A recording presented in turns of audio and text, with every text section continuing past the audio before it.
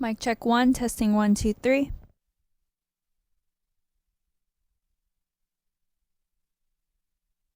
Mic check 4, testing 1, 2, 3.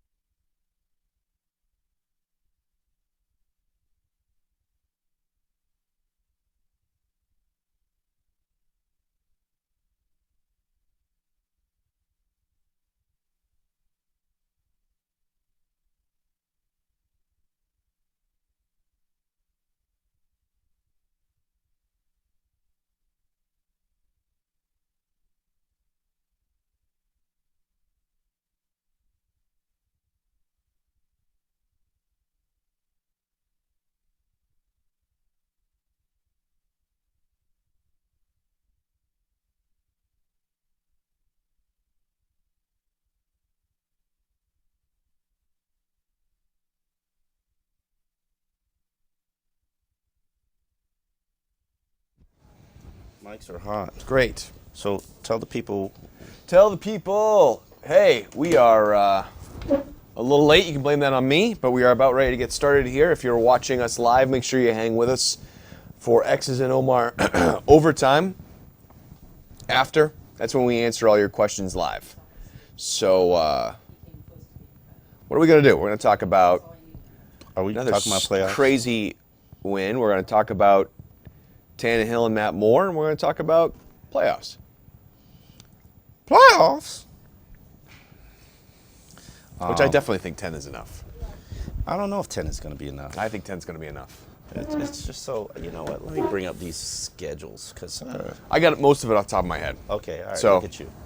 You're the mathematician. You figured this out. Yes, we're ready. Yes, we're ready. Hold on. Let me do one more. No, we're not ready. Okay. I told people 1:15. We're launching live now.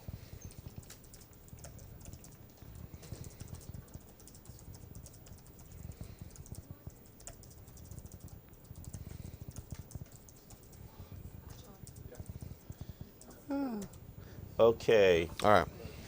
And then I'll go to the chat and close out my bank information. Okay. Okay. Conversation right there. Boom. I'm ready to go. Oh, no. Okay. All right, ready? Yeah. All right. We're live in 5, 4, 3, 2. Welcome to the Week 15 edition of X's and Omar. Another exciting Dolphins victory.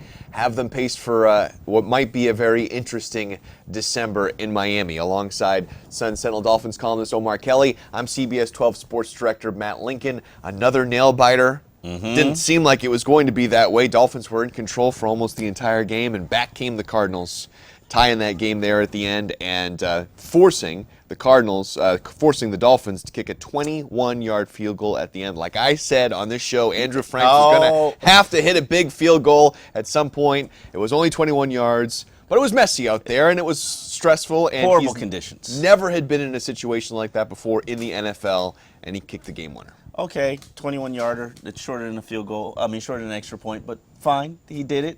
What was impressive was the drive that they put together, starting from Jarvis Landry and that good punt return, blocking. Special teams has played well all year. Now they've had some hiccups here and there, but they played well all year. Walt Aikens returning that extra point block for a 2-point conversion.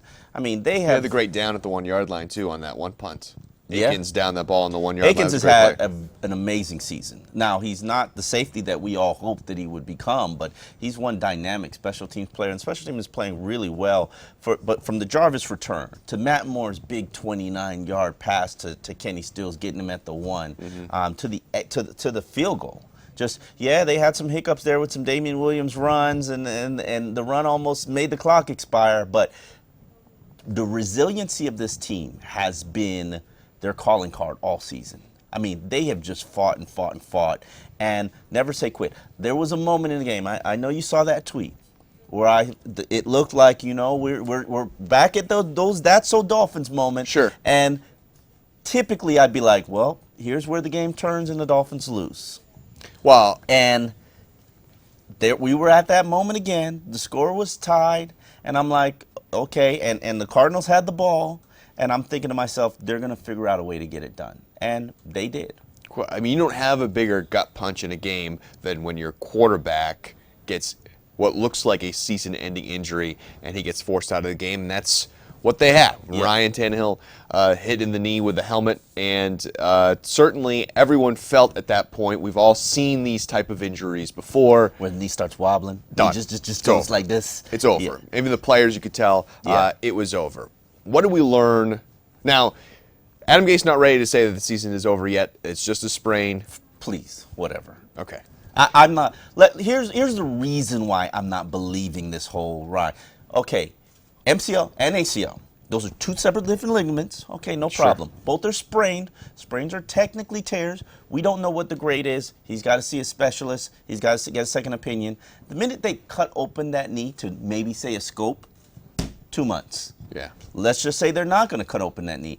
Are we comfortable enough to have Ryan Tannehill play with a brace like RG3 did back in the 2012 season, and then, somebody hits it, and he's got a complete ACL tear like RG3? Are we interested in having Ryan Tannehill derail his 2017 season for the 2016 season? Well, you're not interested in doing that. I'm not interested in doing that. So why did Adam Gase come out on Monday and say his season's not definitely over? I think that they're hoping on a miracle. I don't believe in miracles. Call me the miracle Scrooge. I just think the benefit of Monday, when Adam Gase just came out and had those that just like exhaling moment where he said, it's just a sprain, it's not a tear, is that Ryan Tannehill is going to be here for the 2017 season. Because if it was a tear, think about it. A tear is a 9 could be a year to 12-month rehab. And then you're really not going to get back to where you were until the year after that, if you talk to anybody who's ever torn an ACL. So the fact that the Dolphins, at worst, are facing a 4-month rehab for Ryan Tannehill, he'll be back and available for April for OTAs. Right. This theory, thought, hope, prayer that Ryan is going to be able to play at some point in the next 3 weeks, or maybe if they make the playoffs, like, I'm not living in fantasy land, and you shouldn't either. And what are you accomplishing when you are putting that 2017 season at risk if you throw him out there again? Now, to me, the RG3, Robert Griffin III, 2012 season, anybody remember that season? Yeah. Anybody remember where they're like, oh, well, he could play with this sprain, and we're going to brace him up, and, you know, we just got to manage the situation. And then what happened? He's never been the same quarterback. Do you really?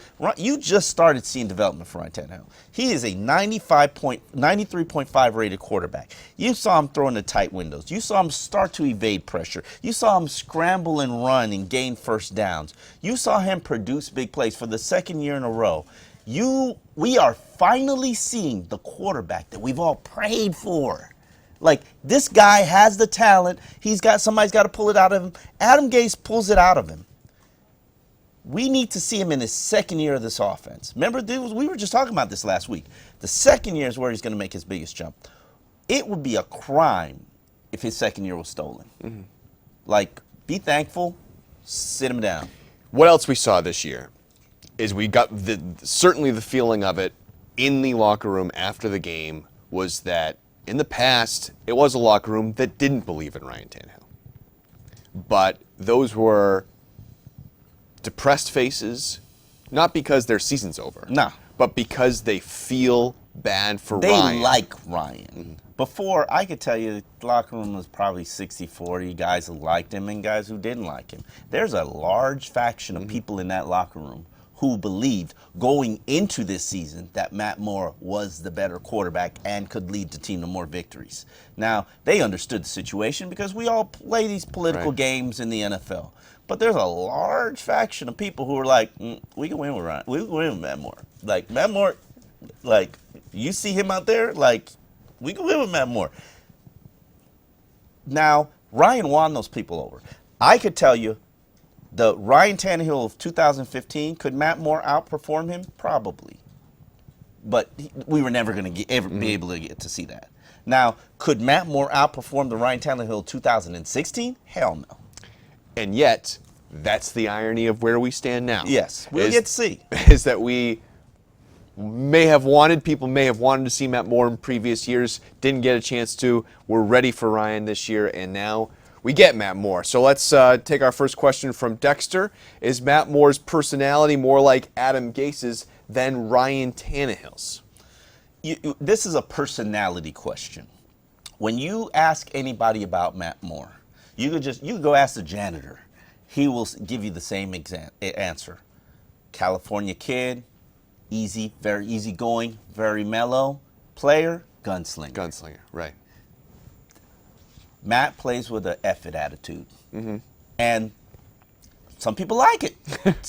Adam Gase likes it. Okay. Adam Gase had to make Ryan Tannehill become an aggressive quarterback. He had to make him be aggressive and throw downfield. He had the same with Dan Campbell. He had to make him throw in the tight windows. This play is there. You got to put it in tight, but put it in. That's good coaching. But he pulled that out of Ryan and helped him develop confidence. Matt don't need confidence. Matt, you're going to have to reel him in a little bit. Well, that's what I was going to say. One thing that you've said about Adam Gase and why he gets along so well with Ryan Tannehill is that Ryan Tannehill does what he's told to do. Is Matt Moore a guy who does what he's told to do? So why does Gase like him? Because he's aggressive. Yeah. And he's not going to have to force him.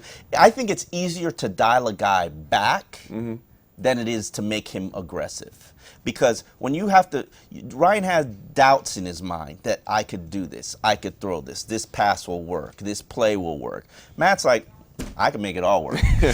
And it might be, it's not arrogance, because there's a fine line between how Matt is, where he's just like, whatever, and the arrogance, oh, I could do that. No, Matt's just like, think about this. This guy hasn't started since 2011. Like, he's thrown 26 passes in the past 5 years. Like, he's like, if Matt plays well in these final 3 games, he's 32 now. He could probably play till he's like 36. Yeah. I mean, look at some of these quarterbacks who are backups in the NFL. You put together a successful run right now, lead this team to a 2-1 record. Maybe get them to the playoffs. Maybe play well in the playoffs, because, hell, who knows who you're going to be playing. You could be playing Houston in the first round.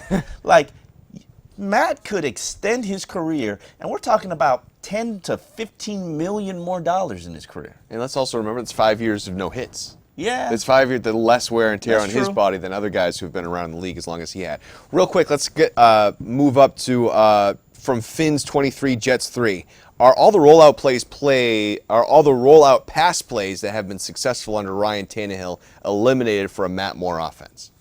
I don't think every single one of them is eliminated. I think that tight end under is going to still bootleg, move out right, move out left. It's still going to be there. I just don't. He's not an athletic quarterback. And the one thing I can tell you about Matt Moore is he prefers to be in the pocket. Ryan excelled at throwing accurate passes on the run. He probably threw on the run more accurately than he threw stationary in the pocket.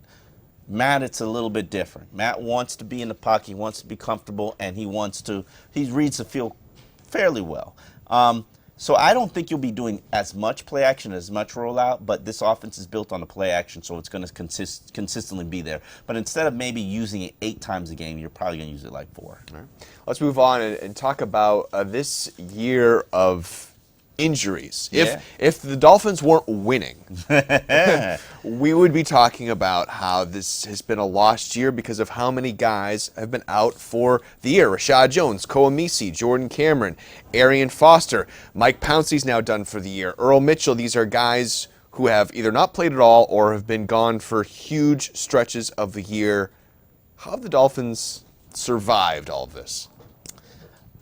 It has to come down to coaching, because there's only Rambo, just using Bakari Rambo as an example for Rashad Jones. Bakari Rambo got here in the bye week, practiced for 1 week, played the next week. That never happens. And then he started 2 weeks later. And he's a starting safety, got an interception against the Cardinals. Look at Jordan Cameron. Jordan Cameron wasn't special, but he was better than Deion Sims. Right. Now, can we really say that he's better than Deion He's not Sims right better- now? no. Think about it from this standpoint, with a lot of these young players that are contributing and playing. Who began the season as our running back? Arian Foster. Okay, he gets hurt. Jay Ajayi comes in. Jay Ajayi's on pace to be a 1,000-yard back. He's like 40-something yards away from being a 1,000-yard back. Who the hell would have expected that? And wouldn't you remember? He's the guy who got left home in the season. I was going to say, I mean, if there's anything that we've been wrong on this show about, there's been a few things, just a couple. Yeah. Ajayi's emergence. Yeah. I never who could have seen expected it? that. Didn't see it. I didn't see it. I can tell you from the very beginning of when he got here as a rookie, I didn't like his style, because he wanted to bounce everything outside. He didn't know how to play in the NFL. This ain't college, young buck. Yeah. It's like, put your head down, go forward. And he's gotten there. He's developed that game. It's coaching. To me, it's Yeah. coaching. The young receivers. they're not where they need to be. Your boy Jakeem Grant, Leonte Carew. But I have a belief that in time they might get there. Even if some of these offensive linemen like Dallas Thomas and not really Dallas Thomas, Billy Turner was here. I still have a problem with the Billy Turner release because I felt like if he got the right coaching or good enough coaching on a consistent basis, he could have helped this team and you could polish him up. But hey, everybody gives up on players after a while, so it's acceptable for the Dolphins to do the same. Jordan Phillips. You know what? I'm critical of Jordan Phillips. I am. I've always said, talented player, motor doesn't run high, needs to play less snaps. When he does play less snaps, he's pretty much of an impact player. Now the question is, can you supplement the rest of your roster and get better talent so some of these guys can play less? And these guys that we've talked about, yes, Leonte Carew has not become a guy who's been reliable, but they threw him out there a couple weeks ago, and in his couple snaps he scored a touchdown. Okay. And you got guys who are making plays in limited fashion that they have that can be big plays. I say it every week. What Vance Joseph has been able to do with this defense, we've counted the amount of players on that field who actually would start for other NFL teams. I think our number was 4. Right. You take away Kiko Alonso and put in Mike Hull, now the number's 3. They won a game like that. Yeah. And they didn't do bad. Larry Fitzgerald is shut down. David Johnson is contained. Obviously the elements contributed to it, but they find a way to win. And they might not be able to stop anybody running football, but they find a way to win, and that's what you want, right? I mean, you almost this Dolphins season in a nutshell is we talked all week about Mike Hull, and in his first drive he makes an interception. I mean, that's this Dolphins season in a nutshell. Let's take our question from Jade. Do you think it will help in Ryan Tannehill's development to sit and watch a few games on the sidelines? I don't think it can hurt. I think to learn, be there with Adam Gase and learn the thought process of how his brain works and play calling, to be there sitting on the sidelines and to say the defense, I think that will help him. I think just the understanding, the bond, the camaraderie, Matt Moore had been doing it. This is why I'm a little optimistic, because Matt Moore had been on the sidelines with Gase, calling plays, sending in signals, so it helps him in terms of understanding Gaze's thought process. So I think Ryan could benefit from getting that opportunity, not just in the film room, but actually watching the game live. I mean, just think about, you talked about next year being a big year. They've gone through these battles before already. Now, Ryan and Gase, now they go into the offseason, where last year don't know each other, don't know anything, just now having had the experiences together that they've had. Ryan has won over so many people, and I think it starts with Adam Gase, because at the beginning of the year, Adam Gase wasn't really sold on Ryan. He wasn't like, oh, this is my guy. Right now, Matt Moore could lead the Dolphins to a Super Bowl. Adam Gase will still tell you, this is Ryan Tannehill's team, and he's going to be the quarterback when he comes back. From Robert, are the injury concerns with Mike Pouncey reaching a point where the team needs to start thinking about the future? I think the team needs to start thinking about the future from a depth standpoint, especially getting somebody on an interior position that can be a quality center. Yes. You mean someone who's maybe taken an NFL snap before, or not someone who's just taken off the scrap heap? Anthony Steen has taken an NFL snap, I'm just saying. No, somebody, I think they need to make it a priority to draft the best center that can transition to guard and hold you over. Right. Mike, here's the issue with Mike Pouncey. Every time Mike Pouncey has a hip injury, what is he doing? He's rushing himself back to play for his team. This is the first opportunity Mike is going to have the hip addressed in the entire offseason, get it cleaned out, get it repaired, do an entire extensive hip rehab. I wouldn't even play him in OTAs, practice him in OTAs. My focus would be, he'd be on the Cam Wake program. Get Mike ready for the regular season. I don't know if I'd play him in the exhibition season. Right. Because we have seen the difference of a healthy Mike Pouncey. Those second-level blocks, those Jay Ajayi 200-yard games, that's Mike Pouncey.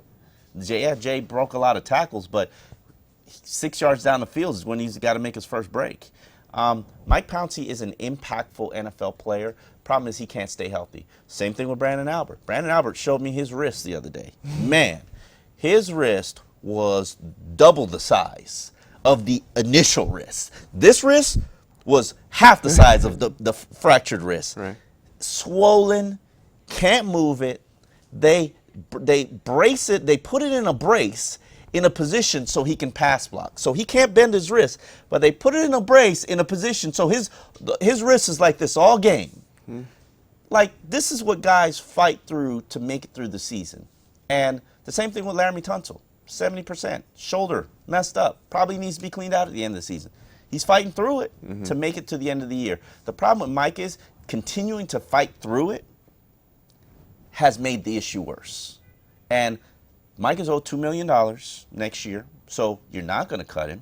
If you want to try to force him to restructure, you're going to back yourself into a corner because you're going to send the wrong message to your locker room, and then Mike's going to be like, I can't throw up the bird. But yeah, Mike's going to give you the middle finger and wave bye-bye to you. Right. So you gotta rally behind him. You got to do the best things that you can to make sure that he's medically right and ready to play all 16 games in 2017. But keep in mind, he missed 2015 not because of the hip, but because of the foot. Right. So, like, let's calm down on all these. Yes, he's going to have 4 hip procedures, but all of them are caused by the fact that he keeps rushing himself back. All right, let's take our next question from Hernan. If Xavier Howard returns from his knee injury, would he fill in at nickel cornerback? Vance Joseph was very optimistic that Xavier Howard is going to be able and capable of playing against the Jets, even though it's probably going to be a snow game. I'm not sure I'm comfortable with Xavier Howard playing with a bad knee in a snow game. Coaches have always said Xavier Howard, when he is ready, when he says he's ready to go, he'll play. I talked to him last week, and he did not feel confident nor comfortable with the knee. Video's up on the Sentinel. If you don't believe it, the kid was like cutting, changing directions. It's very hard to play cornerback. And the last thing you want to do is go out there and have him struggle. I would say, conservatively, I'd play him in the season finale. Now, to answer the question, no, he can't play nickel. He's never played nickel. Nickel's a specialized position.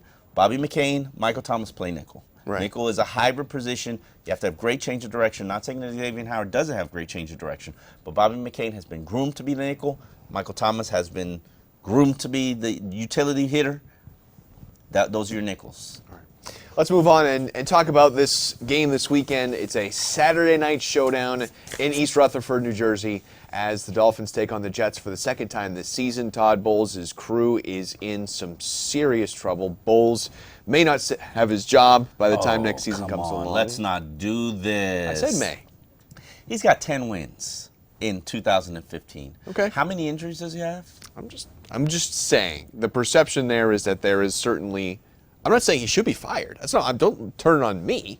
I'm just saying that if the Jets, his seat's hot. You're going to disagree that his seat's hot? His seat's warming up. It's Okay. it's like Joe Philbin-esque hot. Yeah. Yeah. I believe in Todd Bowles from a coaching standpoint. You don't come out of the gate as a rookie and win 10 games. Adam Gase is fighting and clawing to win 10 games. Right. We're like, oh, Adam Gase, he can walk on water. Todd Bowles walked on water last year. His team didn't make the playoffs, just like the Dolphins probably won't make the playoffs. Okay.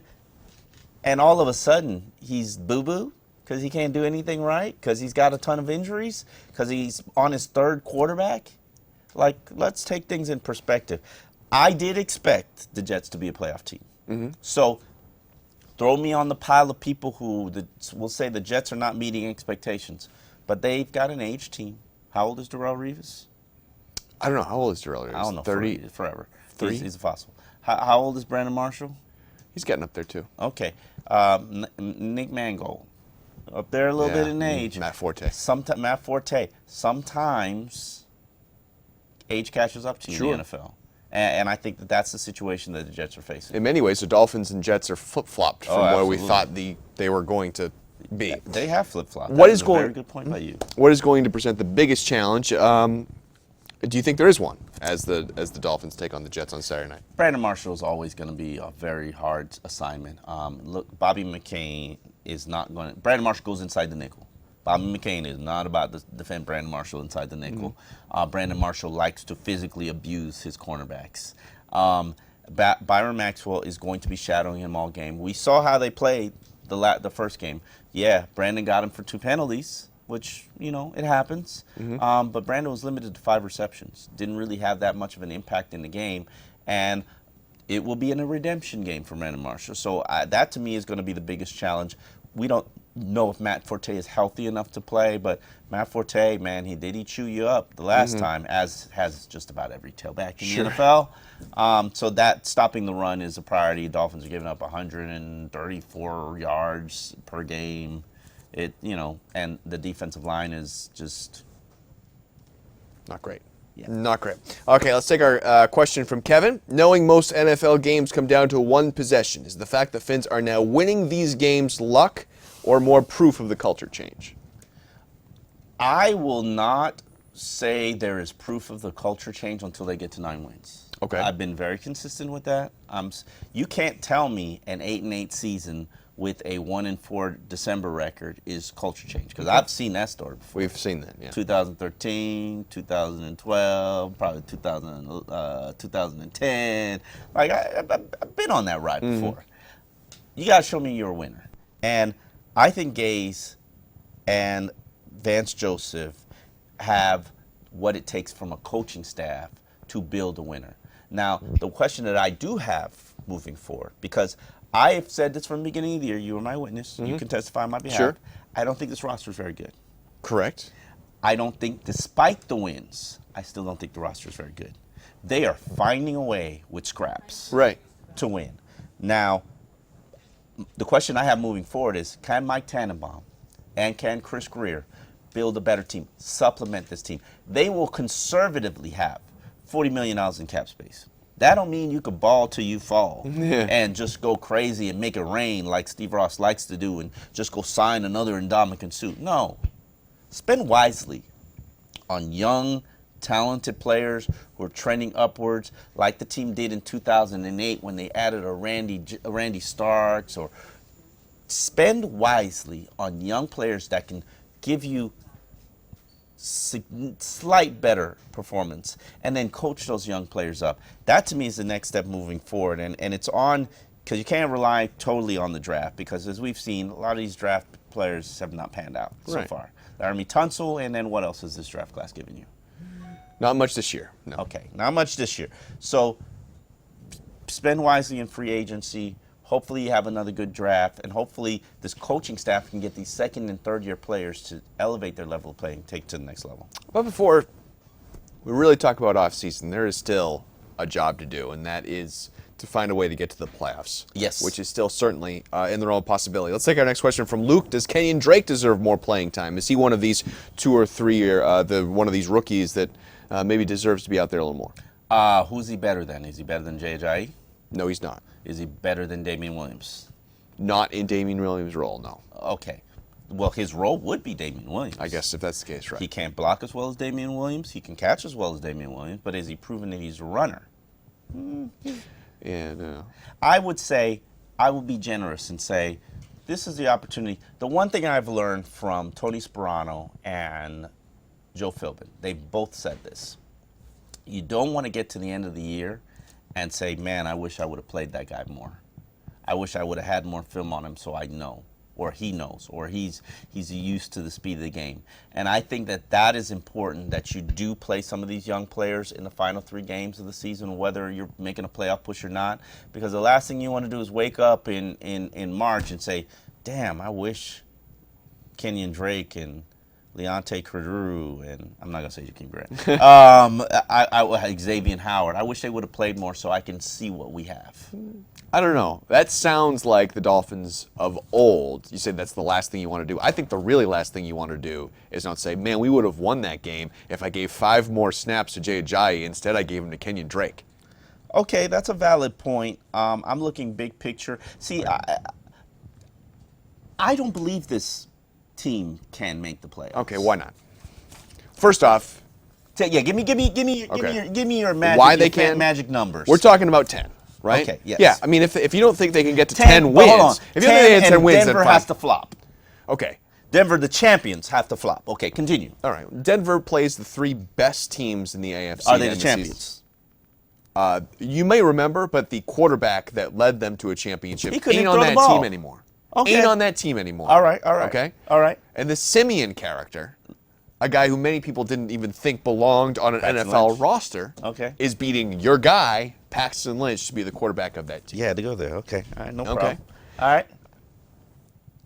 3 games. There's 3. We're not saying the Broncos have to lose all 3 of those games. Mm-hmm. But do you like them to beat Tom Brady at home? No. Okay. Do you like them to beat Kansas City, the team that everyone thinks is now maybe the best team in Toss the game? up. Kansas City falls apart in tough moments. Okay. Do you like them to beat the Raiders on the I final don't game buy of the into season? the Raiders. Okay. Okay. So that's I fine. could see the Denver Broncos going 2-1 in the final. All right. I'm not You're buying but you're into saying Oakland. it's a toss-up, the Kansas City game, right? Yeah. So you're saying it's a 50-50 chance. Mm-hmm. Okay. So then you're saying, basically, you think the Dolphins are going to go 10-6? Let's just say they're good. I don't. And here's the reason. Okay. Here's the reason I don't think the Dolphins are going to go 10-6. Okay. Not that I don't believe that there's a culture change, or not that I don't buy into Adam Gase, or not that I don't think Matt Moore is a good quality starter, because I do. It's hard. No matter how good the Jets and the Bills are, it's hard to sweep them. Mm-hmm. You're talking about sweeping both of those teams in the snow in the same year? Like, that's tough. Or if you'd like, lose to one of those teams and then beat the Patriots in the season finale, which you might do based on what the Patriots have to play for. But if Kansas City is as hot as you say they are, shouldn't the Patriots be worried or focused on owning the AFC division? Because the last time they lost in the season finale to the Dolphins, Sure they they lost should be. home field Yes, they should advantage. be. They That lost cost to them. It did, for sure. I think I disagree with you in the sense that it's hard to beat the Jets and Bills because it's been so long since the Dolphins have done that. But when was the last time the Dolphins were good? Okay? And so if we're to believe that this is a Dolphins team that has... They're better. That is better. Are we saying they're good? Are we ready? Are we ready to say the Miami Dolphins are good? Yes. You are. I'm ready I'm not. to say a team that is 8-5, that has found ways to win, to go 7-8 in toss-up Resilient. games, 7-1 in toss-up games. Resilient, keeps finding ways to win. You know why I don't believe that they're good? Okay. Show me the team that they've convincingly smacked. The Steelers. Okay. all right. One. No, you're right. 7 of their 8 wins have come right down to the end. Gosh, yeah, and they literally want to hand you the victory before Sure. they rip it from the clutches of death. Yeah, the Niners game in particular is Yeah, one that. if I had seen this team smack somebody, and I'll give you the Steelers. Sure. Yeah, you hurt Big Ben. You don't think Steelers would have come back when Big Ben was all right? I mean, they probably. Okay. I will give you the Steelers game. You've had one convincing win all year. I wins are cannot wins. say that you're good. I'll say that you're resilient. I'll say that you're scrappy. But I'm sorry, Jets are playing for Todd Bowles' job. Buffalo's playing for Rex Ryan's job. Yeah, everybody knows everybody loves Rex. Mm-hmm. There should be a show called Everybody Loves Rex. And how often has Rex Ryan ruined a Dolphin season? Yeah, it does happen. It's the number one thing on his resume. He walks into a meeting room with the owner and he says, I've ruined the Dolphin season 6 times already. And and the number 2 thing is my record against Bill Belichick. I got 3 wins, but Rex loves to ruin the Dolphins. Okay. Season. So even if you beat the Jets and you walk into that game in Buffalo, in a blizzard, because I always expect the worst in Buffalo. You know Rex is going to want to ruin your season? Yes, you do know that. But you also know that the Dolphins could be going into that game knowing that if they win that game, they're in the playoffs. I've been there before, 2013. You haven't been there before with Adam Gase. All right. True. Very valid point. All right. Unfortunately, we missed some of our questions, and we've already got the... we got overtime. So we'll get to some more questions in overtime. Prediction this weekend. We'll talk about the Bills next week, but what about the Jets this week? I'm going to predict the Dolphins' victory, 24-13. I think that this is the game where you're going to see their best. I think that this is the game where they're going to rise to the occasion and finally produce a convincing victory just to build you up to next week's showdown against Rex Ryan. I think weather's going to be nasty. I think it's going to be a night game. I think it's going to be close and gross. And I'm taking a 16-13.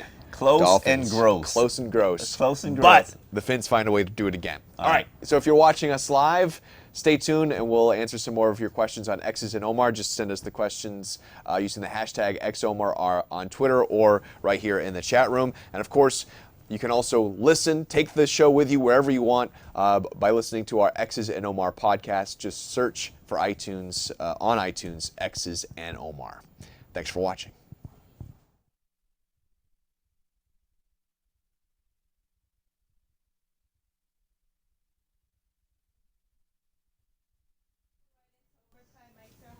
Okay.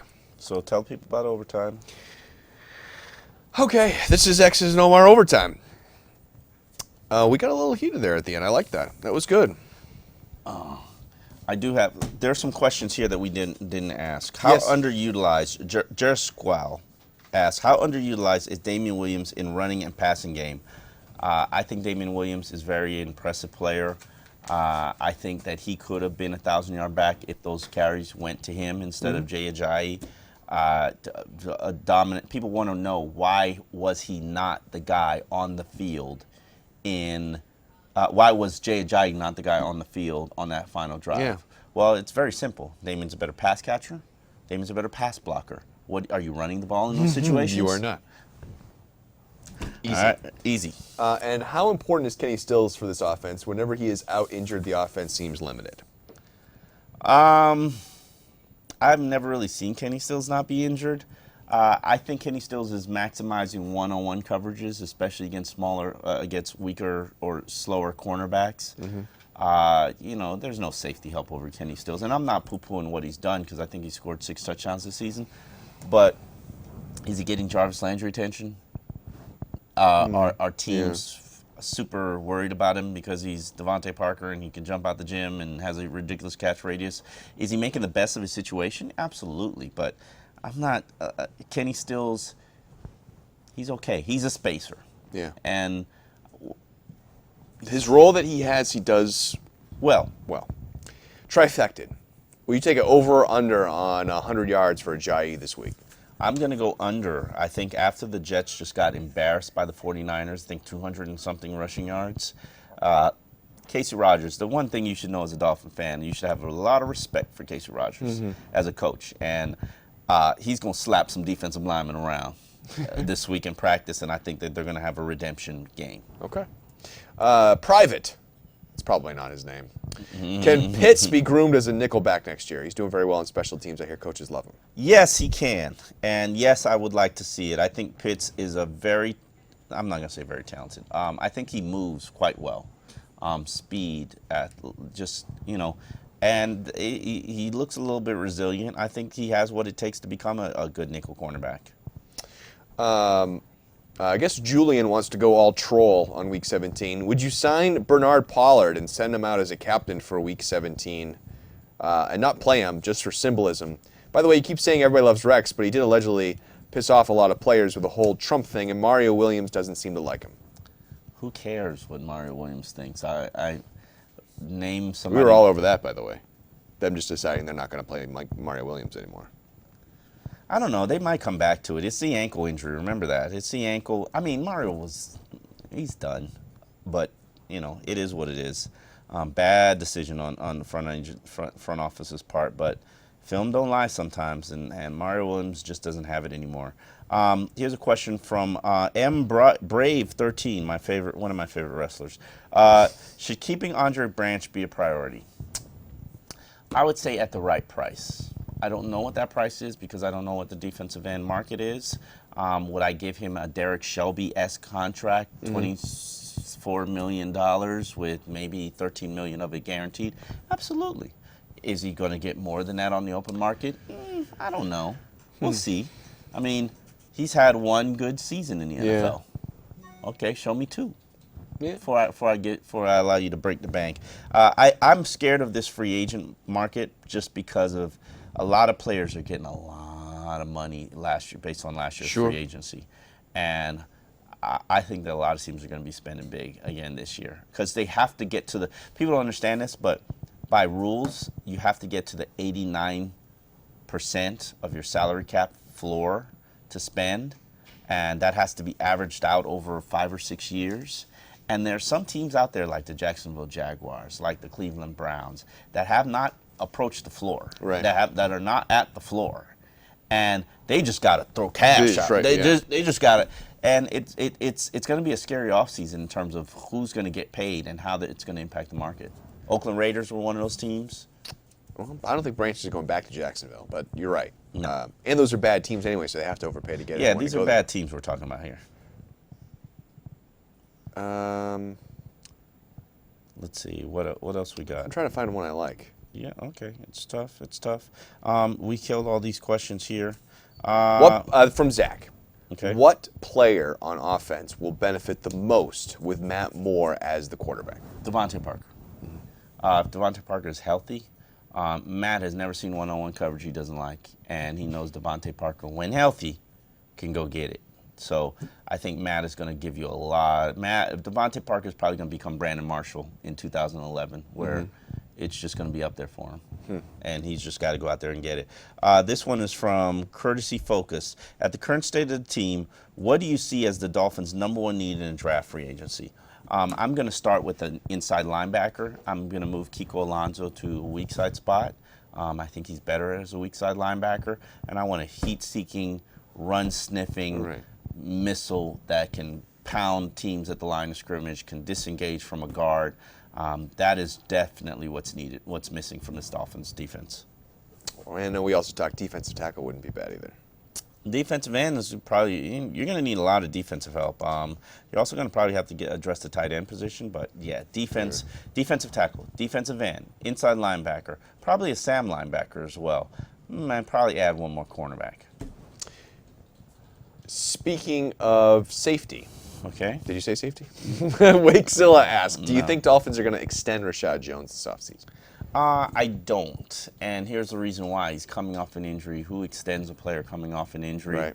Rashad is, think about it from this standpoint. Rashad is already going to make like $7.5 million.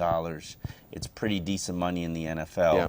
And then the next year, you've got the franchise tag for him. So unless Rashad is willing to accept a deal for less than what he's making and the franchise tag in 2017, just play him and see where that goes.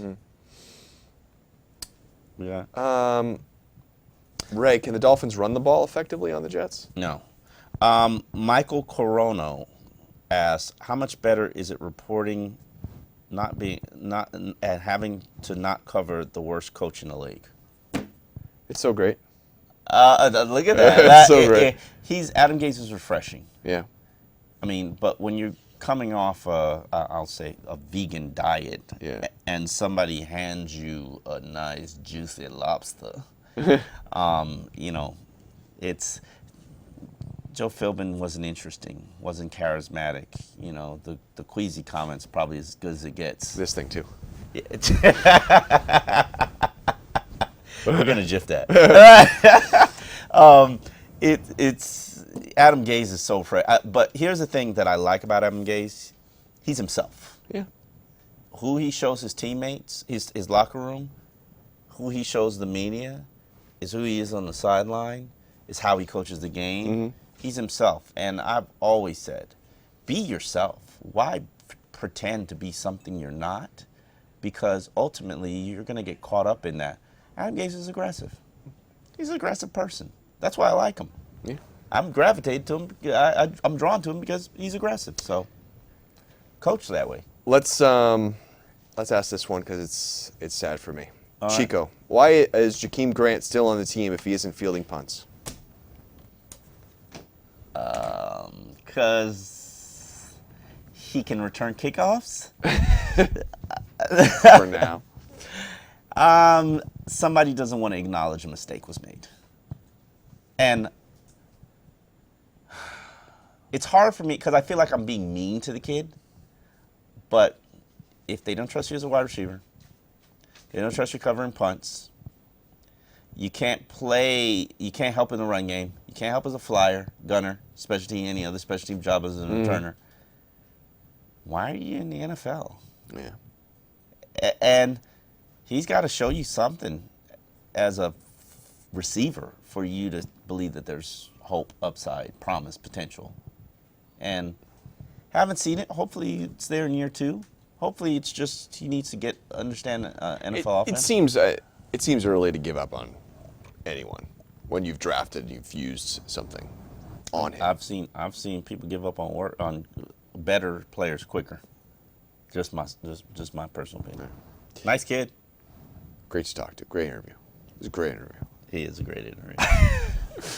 Thanks for watching. Saturday night, Dolphins, Jets, and then we get to really talk about next week whether or not Dolphins can beat Rex Ryan. Sexy Rexy, baby. Oh, man. Thanks for watching.